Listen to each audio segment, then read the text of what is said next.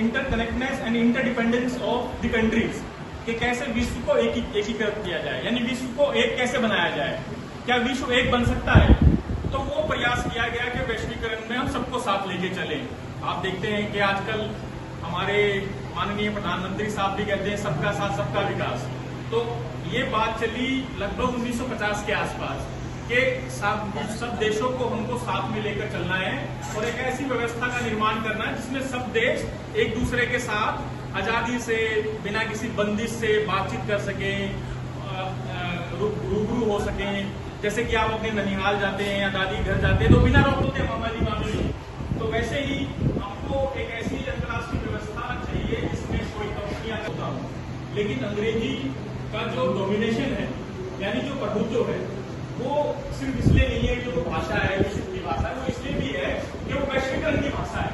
अगर वैश्वीकरण की भाषा को आपको सीखना है और वैश्वीकरण में आगे बढ़ना है तो आपको उसी की भाषा बोलनी पड़ेगी, आपको उसी का जो लाइफस्टाइल है उसको यानी चाल चलन वैसे चलाना पड़ेगा।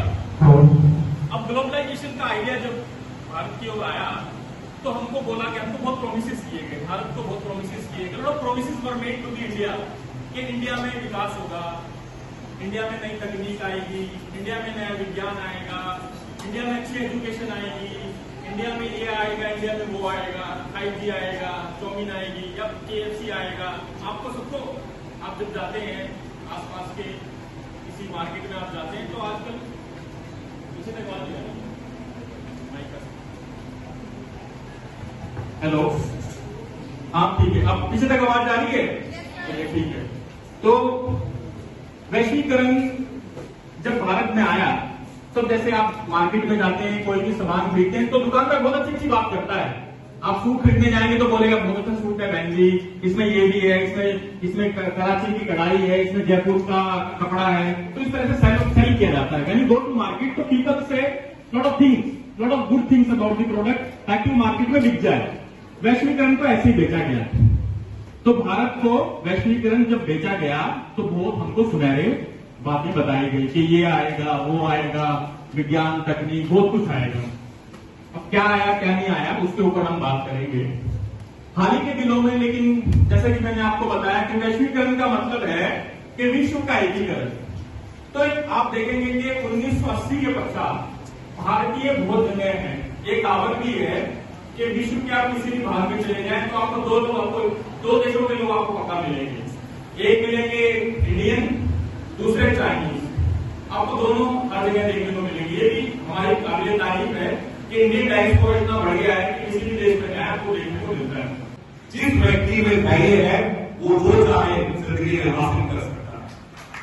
तो अगर आपने एक बहुत बड़े स्पीकर को उससे पहले सुना, इस देश के एक बहुत बड़े विद्वान है और अलग अलग विश्वविद्यालयों में इनके लेक्चर होते हैं और निश्चित तौर पर आपको कुछ सीखने को मिला होगा।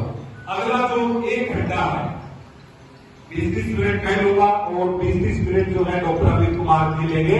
ये आपके धैर्य की भी परीक्षा है, लेकिन मैं दावे से कह सकता हूं कि इस 1 घंटे के बाद या आज तो आपको 1 घंटा हमें सहन करना होगा।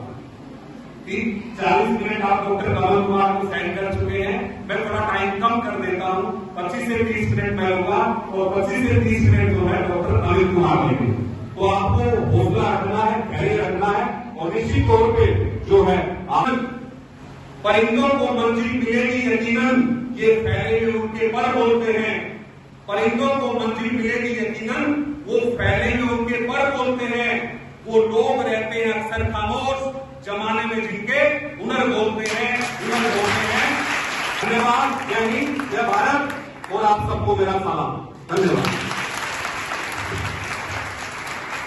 अगर आपको समझ आए और अगर आप सवाल नहीं पूछेंगे तो हो सकता है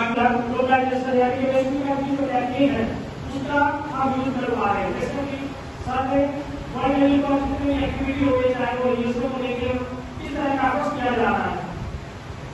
आप थोड़ा सा अवॉइड करें इसको, थोड़ा सा बोलिए। जैसे हम बात करते हैं कि विगत डिपार्टमेंट, लेकिन एक्चुअली विगत डिपार्टमेंट एक दिन में नहीं हो पाया है। इसको थोड़ा सा इकोनॉमिकल पर्सपेक्टिव से देखें तो थोड़ा सा हम देख सकते हैं कि विभिन्न जो डिपार्टमेंट है जो हेड हो जाते हैं तो सीधे से आप देख